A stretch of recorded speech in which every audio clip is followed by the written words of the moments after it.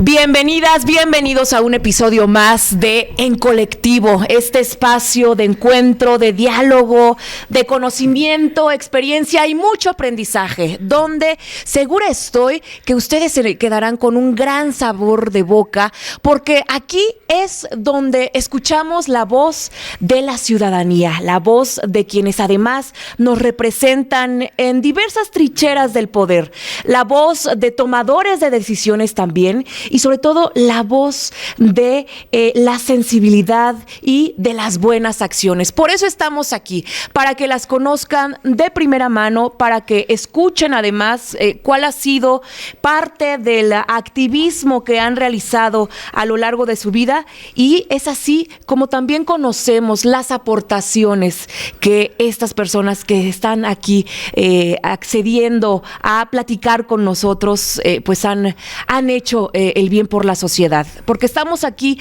ayudando en serio y haciendo las cosas en colectivo. Gracias por acompañarnos. Yo soy Brisa Arroyo y aquí comenzamos.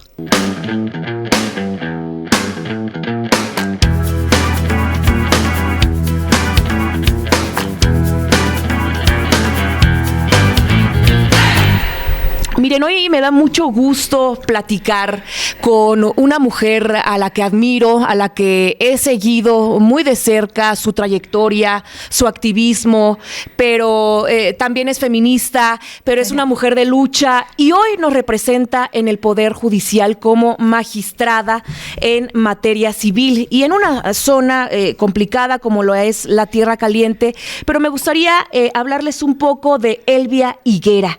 Ella es licenciada en Derecho, egresada de la Facultad de Derecho y Ciencias Sociales de la Universidad Michoacana. Además, cuenta con una maestría en Gerencia Pública y Políticas Sociales y es doctora en Política, Gobernabilidad y Políticas Públicas, ambas por una universidad además muy prestigiada aquí en la capital michoacana. Ella es la doctora Elvia Higuera. Qué gusto saludarte, doctora, amiga, luchadora social y también compañera de causa. ¿Cómo estás, Elvia? Diputada querida, bueno, pues yo encantada de poder estar aquí con usted en este espacio, además con un nombre tan bonito, En Colectivo, porque yo creo que ahora la apuesta que tenemos que tener desde los tres poderes del Estado, desde los órganos autónomos, es pensarlo todo en colectivo, porque de manera aislada, pues es muy difícil que logremos las transformaciones, los cambios, todo lo que se requiere para generar mejores condiciones de bienestar para todas las personas, para todos los seres humanos. Tenemos que pensarlo desde lo colectivo, desde establecer estos vínculos, estas alianzas, donde todos y todas hagamos lo que nos toca, acorde a nuestras posibilidades, pero siempre pensando en esta máxima que me gusta mucho de la ciencia política, el bien común. De los clásicos de la ciencia política, el bien común. El bien común, Elvia, y tú has sido una mujer coherente, congruente en tu pensar y en el actuar. Y desde hace muchos años hemos visto que te has desarrollado en la lucha de las mujeres feministas con las colectivas, después en derechos humanos. ¿Cómo ha sido pues todo este pasaje a lo largo de tu vida? No es fácil nunca levantar la voz. No, es muy difícil, además en entornos que desafortunadamente siguen siendo muy violentos. Digo, yo lo vería como en dos dimensiones, una en la parte social, que es una parte que me gusta mucho.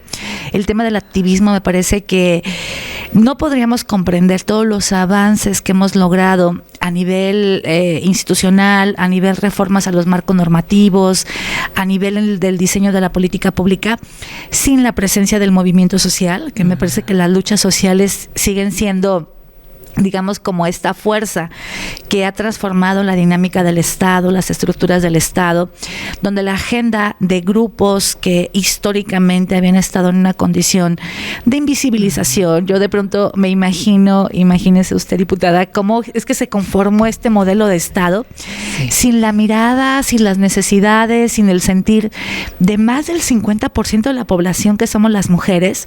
Y ahora que veo a mujeres como usted y otras mujeres muy destacadas, digo, qué difícil debe ser estar en espacios que originariamente no fueron diseñados para que las mujeres estuvieran dentro, y ahora las resistencias que se deben de vivir.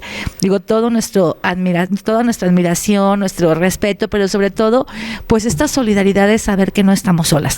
Y que también yo creo que muchas de ustedes lo han sentido en muchos momentos, que no están solas.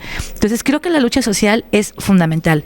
Y la otra parte es cuando estamos dentro de las instituciones y pensar qué puedo hacer en este momento que estoy dentro, como para que todo esto que yo salí a reclamar cuando estaba en la calle, ahora llevarlo, materializarlo en un acuerdo. Por ejemplo, cuando fui consejera del instituto, pues nos tocó aplicar en ese momento la reforma del 2014, que es cuando se legisla en materia del principio de paridad a nivel constitucional. Y eso abrió caminos. Y eso abrió caminos. O sea, yo estoy convencidísima que la paridad ha sido la acción afirmativa más efectiva que se ha aplicado dentro de lo que es esta gama de los derechos humanos de las mujeres, y que se ha traducido en la materialización de mujeres incorporadas a los espacios de poder.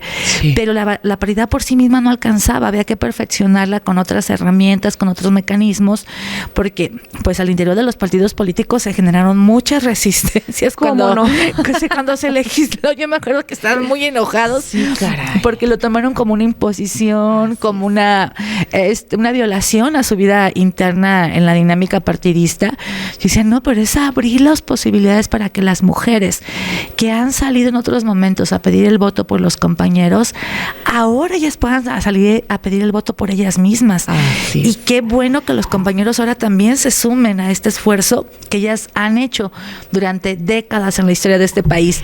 Entonces, y que hablando de partidos políticos, claro que encontraron pues algunos atajos, ¿no? Sí, claro. La simulación. Para simular la paridad de género, como fue lo de cuotas, y pues es que hemos visto casos tan insólitos y reprobables, sin duda, que hay hombres que se registran como mujer, ¿no? Eso fue, yo creo que lo más con pretextos vergonzoso muy burdos que vivimos en el último proceso electoral, que decíamos, es increíble cómo siempre buscan la manera de evadir la norma, y pues además cuando la norma ya está, se la adecuan a sí mismos y dicen, pues ahora voy así, ¿no? Ahora voy como mujer.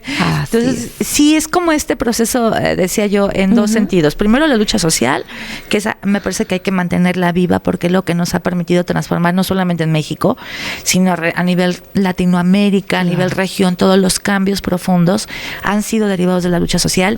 Por la otra parte, la institucional, cuando estamos dentro de las instituciones, pues hay que aprovechar esos espacios para ahora que eso que proponíamos desde afuera se traduzca en documentos, en marcos normativos, en políticas públicas, que también no es sencillo, porque hay resistencias, digo, y seguramente usted lo está viviendo en el Congreso. Sí, se vive todos los días. Todos los días, claro, porque además las agendas de derechos humanos con una visión de progresividad son las agendas más complejas de poder estar como instaurando o proponiendo en espacios que tienen una tradición, pues a veces conservadora, a veces con una visión todavía muy masculina de cómo deben ser las cosas, y eso pues no nos permite avanzar en muchos momentos, por mucho que tengamos la intención. Claro, sí, y bien lo dices, siempre es importante realizar todas las acciones que generarán el bien común.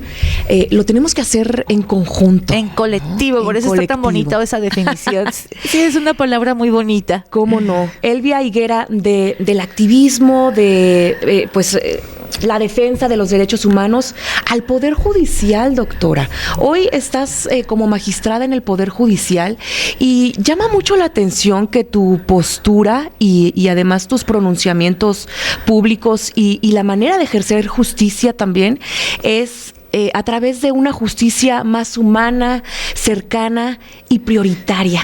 Esa es la filosofía que estás tomando como magistrada, una impartición de justicia apegada a los derechos humanos. ¿De qué trata todo esto que nos dices? Mira, yo en esa experiencia que he tenido en el campo de lo social, pues de pronto me tocaba acompañar muchos casos de mujeres en situación de violencia. Digo, dentro de los espacios donde he tenido la oportunidad de estar, pues de repente me he vinculado con muchas personas, y a muchas las he acompañado en sus trámites de divorcio, que pensiones alimenticias, que recuperación de menores, sobre todo casos de violencia. Y entonces algo que yo identificaba desde fuera era la complejidad que tenían muchas de estas mujeres.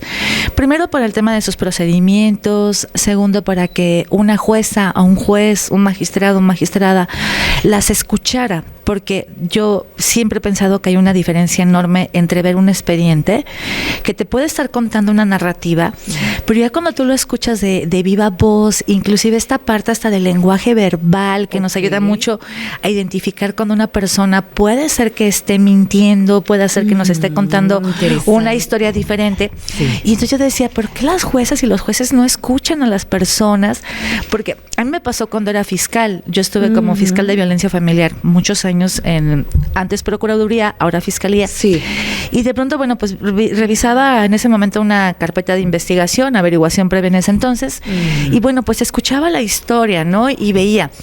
Pero ya cuando escuchaba a la víctima, ya cuando escuchaba el sentir de sus hijos, de sus hijas, de quienes habían también vivido esa situación de violencia, pues te cambia totalmente la connotación de un expediente, un documento, a cuando tú lo ves a través de los sentidos. Entiendo. Porque ves el dolor, porque ves la impotencia, porque ves el miedo, porque ves esa necesidad de la persona de sentirse protegida, acompañada desde el Estado, desde uno de los poderes del Estado. Sí. Digo, en ese entonces, pues el tema de la procuración todavía dependía del Ejecutivo.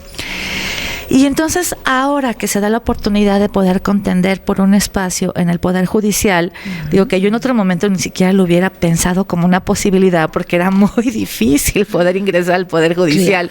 Claro. Yo nunca lo hubiera visto como una posibilidad, porque no tenía estos vínculos, estas redes familiares, que era algo que también, bueno, se cuestionaba mucho en el marco de la reforma. Sí. Y entonces pensé en una justicia humana, porque digo, si yo lo viví acompañando estos casos donde para mí era muy complejo el de que de pronto en los procedimientos se pudiera escuchar a las víctimas, pues dije, si estamos dentro tenemos que cambiar eso, porque más si es un poder muy, digamos, cerrado, muy hermético. Digo, si hace algunos años me hubieras preguntado, oye, pero ¿qué magistrada estaba acá? ¿Qué magistrado? Yo no los ubicaría, porque no había como esa cercanía ciudadana con estas figuras, porque eran imposibles, o sea, era imposible acceder a ellos, a saludarles, a irles a decir, oiga, pero ¿por qué no recibe esta persona? Mira, a lo mejor si la escucha, puede cambiar el sentido de la justicia. Y creo que ese ha sido... Nunca hemos visto a los juzgadores como humanos, ¿no? Siempre han sido como personas inalcanzables. Y yo creo que eso no debe ser. Una magistrada humana. Sí. Una magistrada muy ciudadana y sensible ante las causas. Pues yo creo que todos sociales y todas deberíamos de ser así. Yo creo que parte de la esencia de la reforma era esa, justamente, que estuviéramos cercanos a las personas, que escucháramos su sentir, porque imagínate, tenemos la obligación, nada menos ni nada más, de garantizar un derecho humano tan importante como es el acceso a la justicia. Claro. Y entonces, ¿cómo puedes tú garantizar este derecho si no escuchas a la señora que tuvo que salir a las 5 de la madrugada de su casa con 4 o 5 criaturas, que no tiene un espacio donde vivir, no tiene una red de apoyo, no tiene un trabajo formal, no tiene un ingreso seguro que le permita mantener a sus hijos e hijas? Tienes que asegurar una pensión alimenticia, tienes que buscar una medida cautelar donde ella pueda regresar a su casa en condiciones de seguridad, tienes que expulsar al marido del domicilio conyugal si hay una situación de riesgo. Y de pronto todo eso se pierde cuando ves solamente documentos y documentos.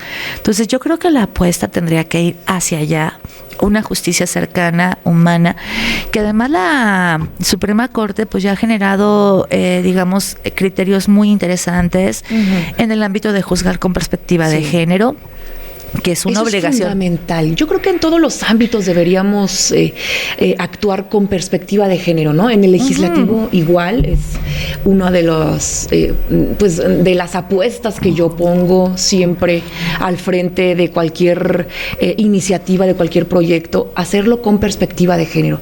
Qué importante, ¿no, doctora? Es fundamental, diputada. Es fundamental porque la perspectiva de género hasta ahorita es la mejor metodología que hemos logrado crear para identificar todavía estas brechas de desigualdad entre mujeres y hombres, que además es una metodología que tiene bases científicas, no es algo que nos hubiéramos inventado de un momento a otro, sino que te va diciendo paso por paso el ABC, por qué tienes que emitir una resolución considerando la situación de infancia de esa persona, porque una mujer mata al marido, pues porque resulta que lo encontró violando a la hija, y claro que eso te lleva a hacer un análisis diferenciado de la justicia, donde no la puedes condenar como un homicidio calificado, lo hizo como un acto de legítima defensa por la seguridad de su hija, por la integridad de su hija, o mujeres que de pronto terminan agotando todas las instancias del Estado, que ninguna le responde, y ante la situación de violencia que viven, ellas terminan privando de la vida al marido,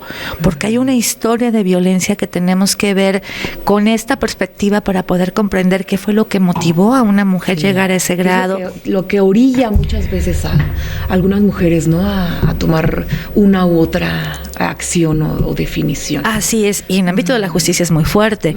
O el tema de la interrupción legal del embarazo, que durante mucho tiempo fue algo que causaba mucho debate para poder legislar, y que qué bueno y gracias, porque en esta legislatura se logró salir, que es algo que les aplaudimos mucho, pero tenía que ver también con muchas cuestiones de mujeres que de pronto terminaban teniendo un bebé producto de una violación, mujeres en situación de precariedad económica, que no tenían las condiciones para hacerse cargo de una criatura, el tema de las niñas, que sigue siendo todavía, digamos, como de estos temas que nos dan mucho pesar, de niñas embarazadas a los 13, 12 años, que el mayor porcentaje son embarazos productos de una violación, o estas niñas que son dadas en matrimonio a los 13, 14 años. Todo eso nos ayuda a la perspectiva de género identificarlo. Y que bueno, además en el caso de México, pues la primera sentencia que se emite por parte de la Corte Interamericana en materia de derechos humanos es la sentencia de González y otras, esta conocida como el tema del campo algodonero, que sigue siendo una herida abierta en este país, porque digo, más de 800, 900 niñas asesinadas de manera brutal en un contexto de 10 años, además ante ante un halo de impunidad, porque nunca hubo responsables, porque nunca hubo un tema de investigación seria que nos llevara a poder determinar quiénes estaban detrás de estos asesinatos tan brutales. Y que bueno, justamente es esta sentencia que se emite en contra del Estado mexicano en el 2009, donde por primera vez se habla acerca de la perspectiva de género y cómo el Estado mexicano pues había fallado en todas las estructuras para que estas niñas, el sistema mexicano, primero no murieran, y la segunda para que las que desafortunadamente perdieron la vida en estas circunstancias tuvieran un tema de justicia, de reparación del daño. Así es. Y de garantías de no repetición, que también es una parte importante cuando hablamos de justicia. Doctora, con toda esta experiencia que te caracteriza y tantas situaciones, tantos casos que has abordado y que has además pues también acompañado, ¿qué significa para ti el arte de entre lo bueno y lo justo? Es como un dilema ético-moral. Sí. Fíjate que sí es un poquito complejo, porque bueno, a veces decimos, es que esta resolución puede ser buena para esta parte, pero es justa. Pero es justa. Y entonces ahí tenemos que ser como muy, muy cuidadosos y muy cuidadosas. Digo yo, ahora en la experiencia que estoy viendo acá, bueno, los casos que estamos resolviendo, de pronto sí entramos mucho en ese dilema, un poco acerca de lo bueno y lo justo, porque de pronto también te das cuenta que... Y es un arte, ¿no? Y es un arte. Sí.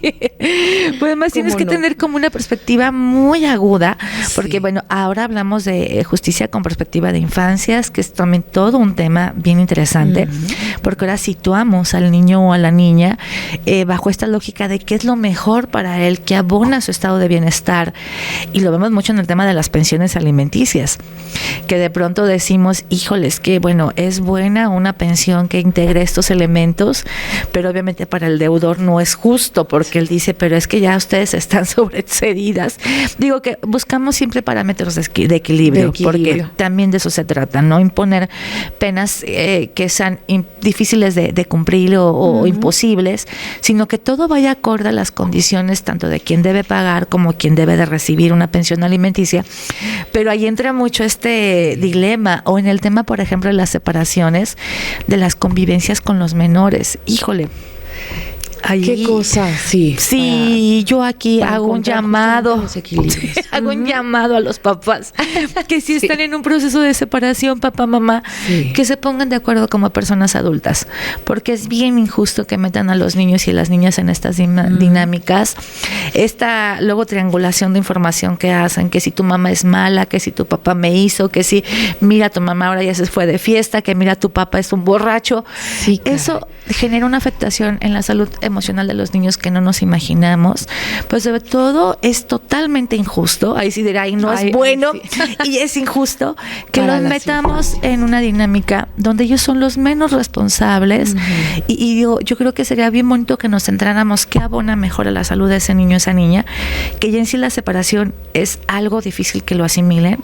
Ahora, cuando es un tema de conflicto y pelea constante, los llevamos a situaciones muy desafortunadas que pueden tener un impacto muy negativo en su salud mental. No hagamos eso, por favor. Así es. Sí. Es una invitación muy madura a ejercer justamente la paternidad, la maternidad con este criterio, ¿no? De madurez. Y de poner también como prioridad a las hijas y los hijos, más allá de lo que pueda sentir mamá o papá, de coraje hacia la pareja. Elvia, estamos por concluir. La verdad es que tenemos muchísimo más que preguntarte y que quisiéramos escucharte, pero desde tu perspectiva, ¿qué tanto hemos avanzado hacia una impartición de justicia humana al día de hoy? Con todas las reformas, con pues también todos los avances que se han tenido en el país. Sí, yo creo que hemos avanzado de manera muy significativa y yo quiero aquí decirlo así muy fuertemente y además con mucho agradecimiento, porque eso se ha logrado mucho gracias a la incursión de mujeres en los espacios legislativos, que son las que nos han permitido y nos han llevado a reformas muy importantes, porque finalmente la procuración y administración de la justicia está basada en los marcos normativos.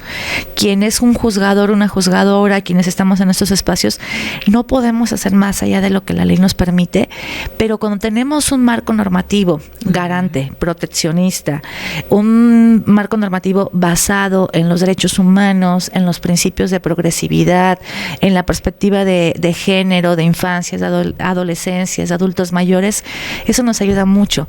Y las mujeres son quienes mayormente han encabezado estas reformas. Por eso digo, ay, qué bueno que las tenemos en el Congreso, sigan más, por favor. Y que estamos haciendo equipo, ¿verdad? Y que están haciendo equipo, porque además las mujeres son las que han legislado en estas materias sensibles, en temas de salud, en temas que tienen que ver con el fortalecimiento de la economía de las mujeres, son las que las que han legislado en materia de violencia, que todavía hace 3 décadas en Michoacán, en México, no hablábamos de la violencia como un problema de salud mental, un problema de salud física, un problema de salud social, como lo que estamos viviendo ahora. Entonces ha sido gracias a las mujeres. Por eso digo, ojalá que tengamos más mujeres diputadas, por favor, y aquellas que están haciendo buen trabajo, que las vuelvan a elegir. Yo pediría eso mucho. Sí, entonces creo que hay avances importantes. Sí. Hay avances importantes. Digo, mucho ha sido el trabajo legislativo a estas reformas.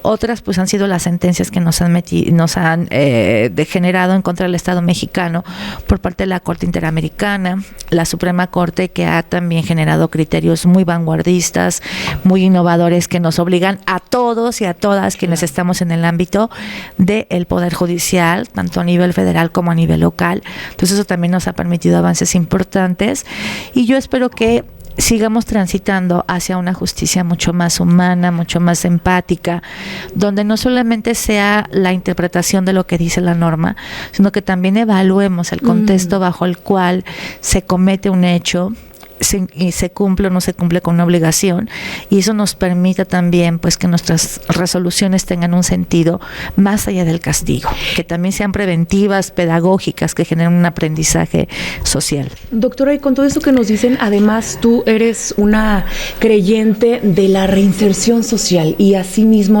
pues la has promulgado, ¿no? Sí. Has actuado como tal desde esta perspectiva también de la reinserción social. Sí, yo le apuesto mucho al tema de la reinserción social. Me parece que efectivamente la justicia tiene que transitar por diferentes etapas, que creo que es esta visión muy integral de la justicia, inclusive la justicia restaurativa, que tiene un enfoque holístico muy bonito, donde hay víctimas que dicen, pues al momento que yo pude escuchar porque el secuestrador de mi papá había hecho eso, entendí su historia de vida, yo lo pude sanar, porque me di cuenta que también había sido un ser humano, que también había sufrido, que no había tenido oportunidades en este mundo, o que el Estado no le había garantizado esto y esto.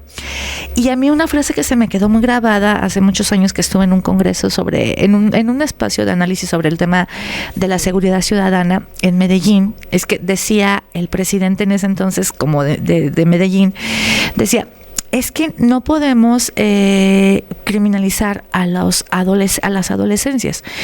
Decía, porque criminalizarlos y castigarlos, además en un lugar donde se habían generado situaciones de violencia espantosas, que venía transitando, pues todos sabemos, Colombia desde los 70s, 80s, 90s. Sí. Decía, hace aquí 5 años nadie me hubiera venido en este momento a Medellín a un evento de esta naturaleza. Decía, pero criminalizar a los adolescentes es criminalizar la pobreza, es criminalizar la falta de oportunidades que un Estado no les brindó. Y entonces seríamos muy incongruentes cuando nosotros estamos castigando a un joven, estamos castigando lo que nosotros no hemos hecho como Estado, no hemos hecho como sociedad, no hemos hecho como familia, y entonces es una responsabilidad compartida. Qué injusto que solamente enfoquemos nuestro castigo hacia ese joven, hacia esa niña, hacia ese adolescente. Entonces yo sí creo que la reinserción social es algo que debería de tener como una mayor posibilidad. No estoy convencida si el incremento de las penas genere la disminución de la comisión de delitos. Digo, si la pena tiene un sentido que sea ejemplar, que nos lleve a que, si yo veo que a alguien están condenando por 50 años, pues yo no cometeré esa conducta. Pero me parece que también cabe la posibilidad de una segunda oportunidad en la vida de muchas personas. Digo, claro, con un procedimiento, con un seguimiento, con esta certeza de que esa persona no volverá a salir a la sociedad a causar un daño, pero sí creo que deberíamos de merecer una segunda oportunidad. Digo, sobre todo a que vemos jóvenes, tan jóvenes, compurgando penas de 40, 50 años, digo, es una situación muy dolorosa en términos sociales. Doctora, pues muchísimas gracias por tus palabras, gracias por tu enseñanza diaria. Siempre que platico contigo, pues es inspiración. Y yo quisiera saber, ¿qué es inspiración para ti? ¿Qué te inspira en el día a día? Ay, pues me inspiran muchas cosas. Mira, me inspira mucho en pensar en la posibilidad de que dejemos un lugar más bonito para las generaciones que vienen.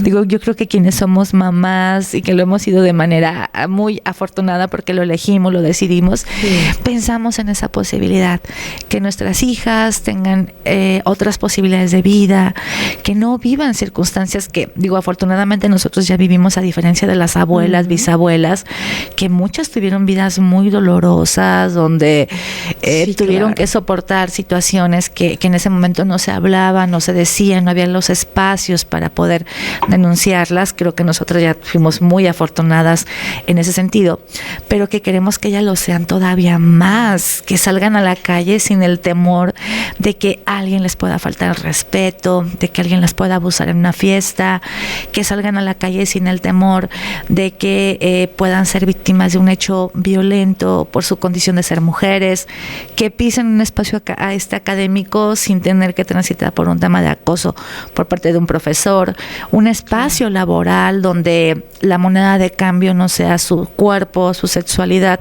para tener algo que por derecho les corresponde. Yo creo que esa es la mejor inspiración. Y también que cuidemos a los seres sintientes también.